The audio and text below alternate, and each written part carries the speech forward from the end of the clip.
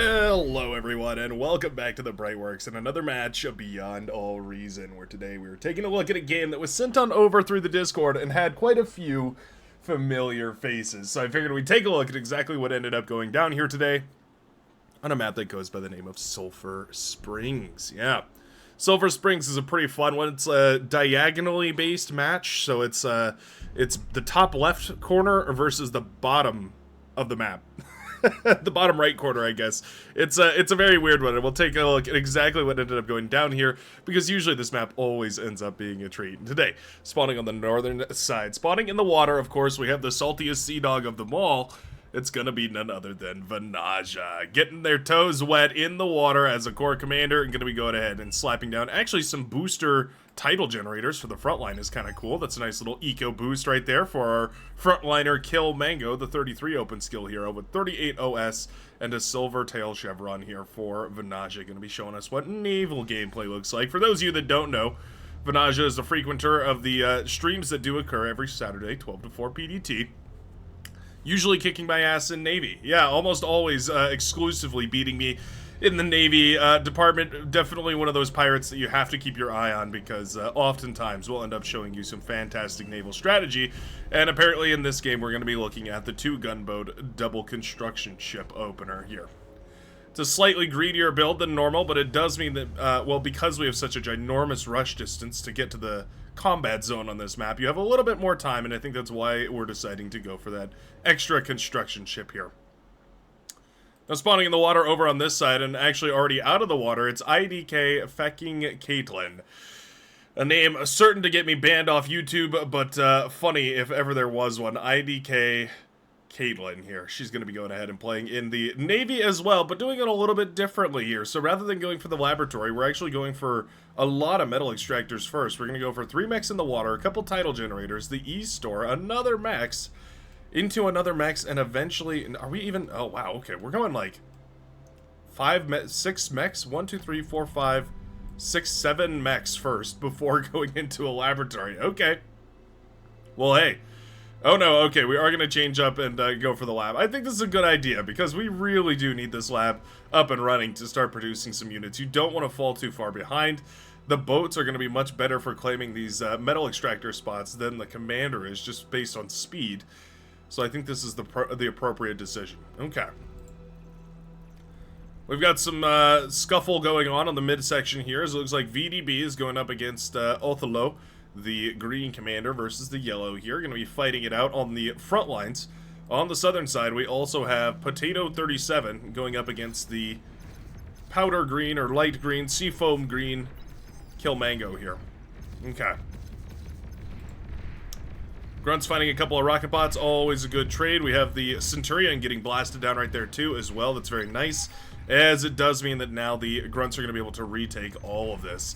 Yeah, I was hoping that Centurion could do a little bit more damage. As you can see, a little bit upset about the way that that trade went. Just good old-fashioned grunt spam does bring down the very nice, complicated composition that was built up right there by Mango. Turns out just 100 laser boys is enough to do it. Okay. We're getting set up all across the map here, so we'll take a quick second to zoom out and have a look here. So you can see this map is basically balanced diagonal to diagonal along this line right here, essentially. Now, it's weird because it does mean that you have a couple of battles that happen quite a bit faster than a lot of other ones. As you can see, the brown commander just barely getting out to the front lines here now. We have the tan commander starting to engage this side right here because, well, it seems like everybody sort of shifted over one. Yeah, so I'm noticing that Inebriated Yoda has shifted downwards here to try and counter Tipped. And then the yellow commander, VDB, has gone down to counter Othello. And the orange commander has gone down to contest this area. So we've effectively got a 2 versus 1 on the southern side here. 7, she's pushing in to try and blast away at all of this. And that Centurion with a little bit of repair micro is going to be pretty tough to kill. Yep. So Mango recognizes the 2v1, and that's great. At the very least, we've called it out. Will the team have anything to do to respond to this, though, is the issue. Effectively, what we need to happen is we need Tip to turn and start heading downwards here to start fighting yellow. We need Othello to move southward here to shift into position to help, well, defend against 7 and Potato. But it looks like we're in for a wonderful little D-gun right here. D-gun away on the tower.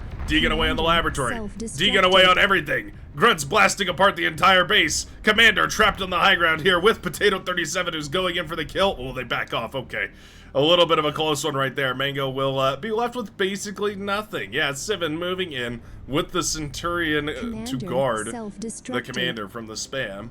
And my goodness, we are 5 minutes into this game and we've already seen the front line get completely obliterated here. We have quite a nice little navy actually built up. We have a couple of these missile boats, a submarine, and a frigate right here for Caitlin.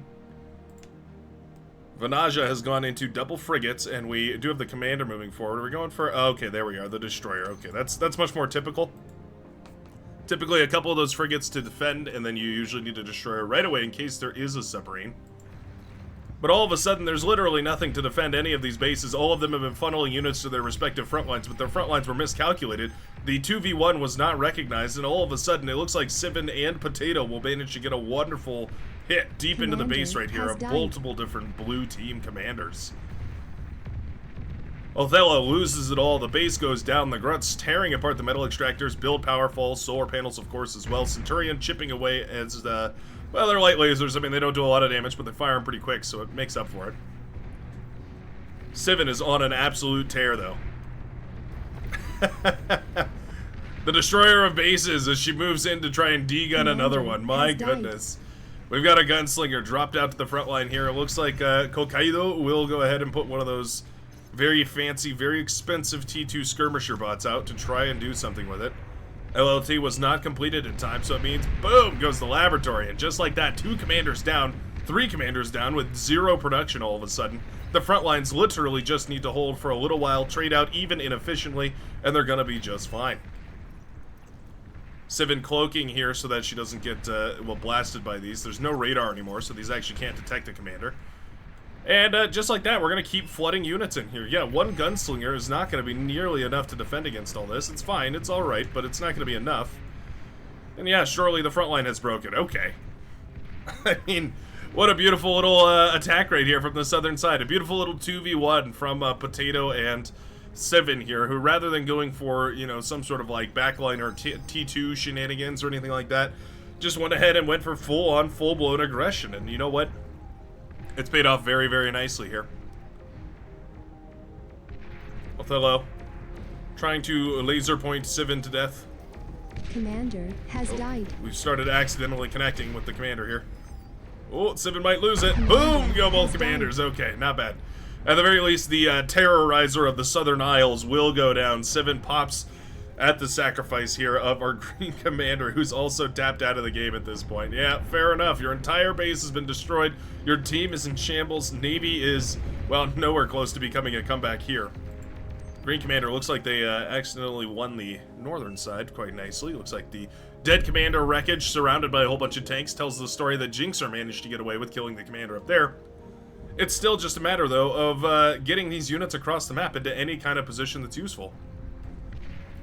It's quite hard to do. Even with vehicles being quite fast. There's only so much they can do. Gunslinger practicing its targeting here with these grunts.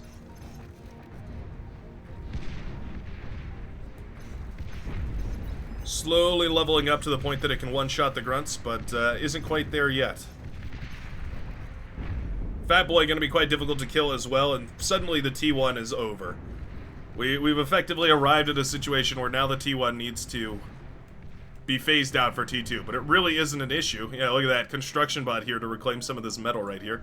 Sivan is going to have the T2 mexes starting up in the backline right now. We do have those T2 starting to come online. We're a little bit lackluster with the build power back here, but the wind energy is so high on this map. Even 5 at the lowest is still pretty good. It means that you're never really going to go out of energy unless you don't have the batteries, and right now Sivan has 2 batteries, so we're going to be perfectly fine. Likewise, double energy storage here. Looks like we did see the overwhelming air forces hanging out over here, so at the very least it will be anti-air defenses coming up. Not bad over here, though. We do have medium tanks swarming through, trying to kill whatever they can. Getting some connections on the metal extractors, not bad. Killing a constructor, of course, also quite good. Medium tanks coming up to try and defend against any of this. Jinx are forced to pull back to deal with units that have continued to push through here. Civen likely not even aware of these units that have actually made it all the way into the back line. Yeah, at this point, I mean, the rocket bots and the pawns, they could probably move around and kill some more mexes right here, but I think Civen probably isn't even looking at these. That's a red commander down. That's a huge hit for Vanaja. Effectively a win in the Navy. Oh, destroyer goes down too. It means the res subs can get underneath all that and start reclaiming. You need the destroyers up and running because, of course, the destroyers are what keep you safe from any sort of submarine attack. The fact that we don't have those submarines, well, we had one at one point. Is that it? That's the Riptide, yeah.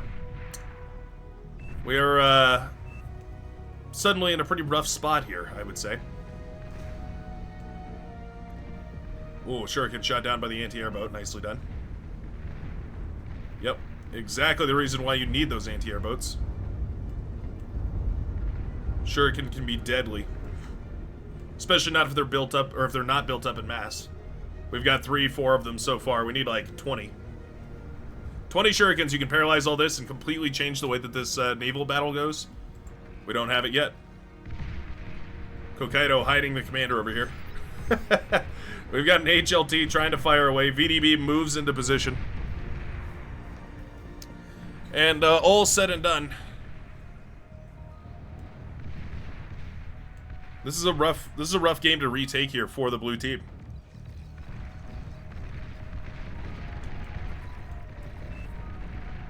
Making a push for it, using those blitzes to move through and into the ranks right here. Yeah, catching the rocket bots and the thugs is not bad here. The blitz is doing some good damage.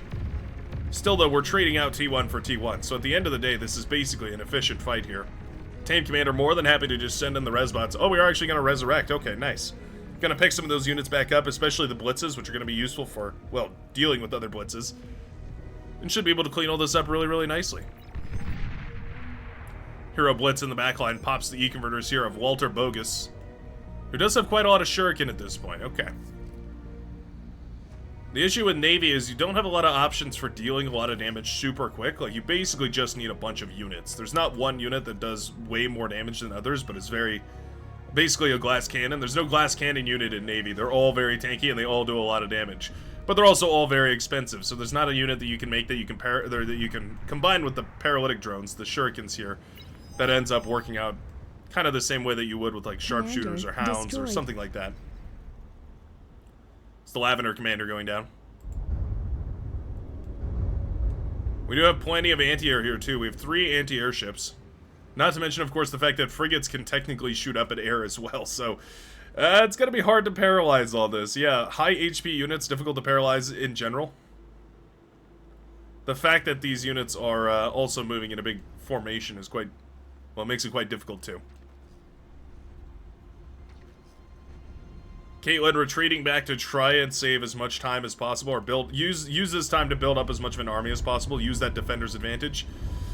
Yeah, you can see we're hesitant to send the Shuriken in. We really, really want to, but if you miss micro the Shuriken, this all goes away in 1 second.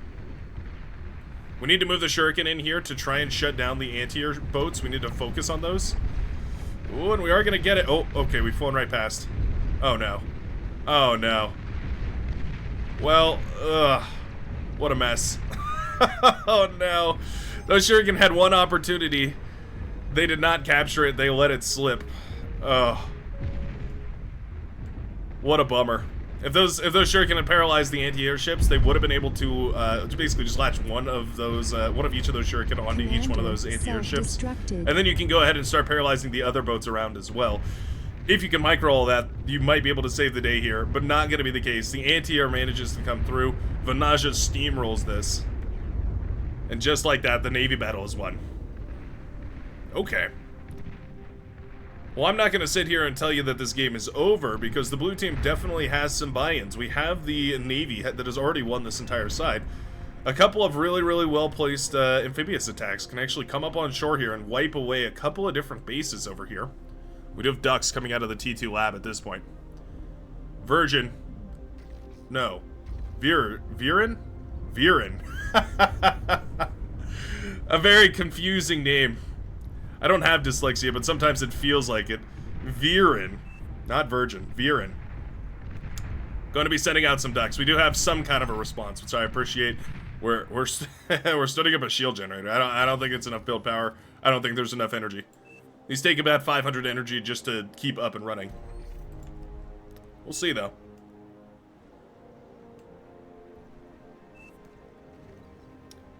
Frontline has been reclaimed here.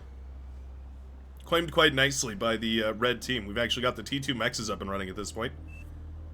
We've got twin guards to guard everything. We've got the AG or the regular GOs coming up and running here as well. We've got an AGO built in the back line.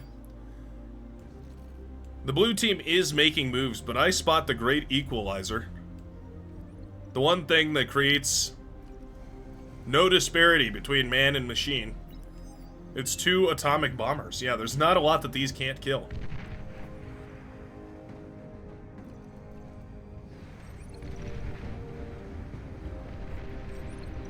They're moving in. They see Potato. Obvious first target. Bombs away. Oh, they miss! Oh, the nuclear bombers miss the commander. Potato 37 jukes, jives, and dodges and manages to avoid the nuclear strike. The anti-air is thick, too. We've got the Eradicators and the T1s and the SAM turrets. My goodness, I cannot believe Potato survived that, but that is just wonderful. Hot Pink Commander barely manages to escape from the 2 nuclear bombers. That was effectively the all-in here for the purple player for the blue team. And it's gone. It's all gone. Shield was abandoned, it would appear. Okay, well, back to the drawing board, I suppose. We have a spy bot having a little peek. Caitlin offering to micro. Oh. Should have taken her offer. Should have taken her offer. Yikes. Okay. Pawns detecting a starlight here. Or not, a twilight, rather.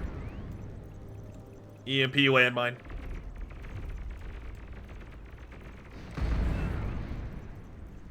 Sharpshooter's not going to do much against this. Not really.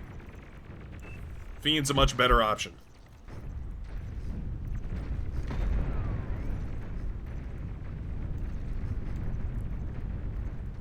Burning away these units. Whoa, self-D micro. Nice self-D right there. Blows up the Fiend in order to blow up the Gunslinger there. A little overcharged fuel rod manages to take out the Gunslinger that's been a thorn in the side on the front line here for a little while.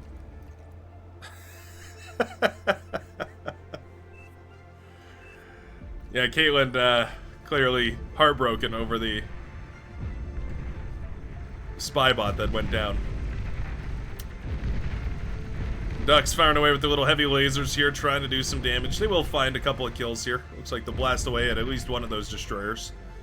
Not the end of the world. We already are up to T2 here. You can see we've got the T2 mexes already built up right now. And it looks like we have plans to do a whole bunch more. We have the... We're going for hovercraft labs here. Not T3, we're just going for regular T1 hovercrafts. I guess the idea is just to spam, but luckily it looks like the air player has recognized this as well, and has realized that there's actually a gigantic bombing run path available here, because of course, once the sea lane is won, you have direct access to the backline, at least by air anyways, where you don't have to deal with any of those pesky anti-air turrets and whatnot. And so it looks like these bombers will head in for the kill. Now we do have T1, well, yeah, a couple of T1 fighters available. T2 is going to eat those up for breakfast. Lunch and dinner, too. Bombers going after Walter Bogus himself.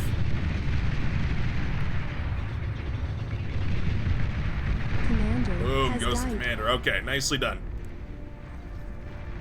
Moving now into the pink base here, where we're going to try and deploy our bombs onto the fusion reactor there. Fusion does go down. Very nicely done. Anti-air flat cannon, not good enough. Oh no, it's not flat cannons, it's the manticores. T2 laboratory reduced to rubble. In fact, reduced beyond that. Reduced to atoms. AGO. Alright, final target there will be the AGOs. The bombers go down from the explosion. But what a wonderful little bombing run right there. Took out effectively 3 bases.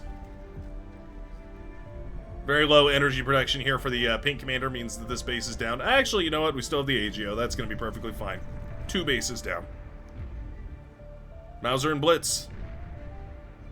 An iconic duo. A potent combo. We've got, yeah, there they go. Firing away into the radar. Gonna start taking down some of these static defenses here. A couple of bulls in the mix here as well for some AoE anti-static here. Doing a little bit of scouting by moving forward into the scout or into the static defense range. Fiends. Burning away the pawns here, defending the leftern side, the western coast. Yeah, beamer turrets and LLTs trying their very best. Trying to self-demicro some of these, don't mind it.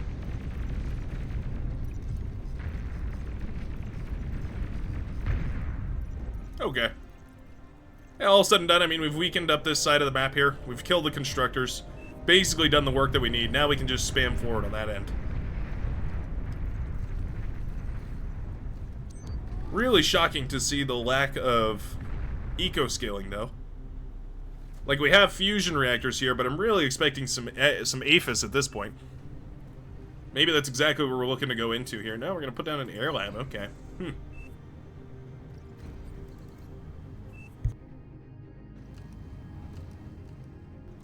There we go. Feels like... Oh!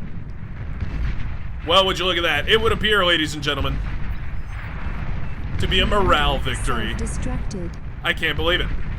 The red team winning the entire map early on into this game. I mean, completely obliterating multiple different maps, or multiple different parts of this map. Civ and D gunning down 3 different bases. But they couldn't figure out how to hold on here. They couldn't figure out how to come back against these multiple different commanders. We had the nuke already charged up, but it hadn't even fired. And my goodness, the blue team manages to steal the win right here.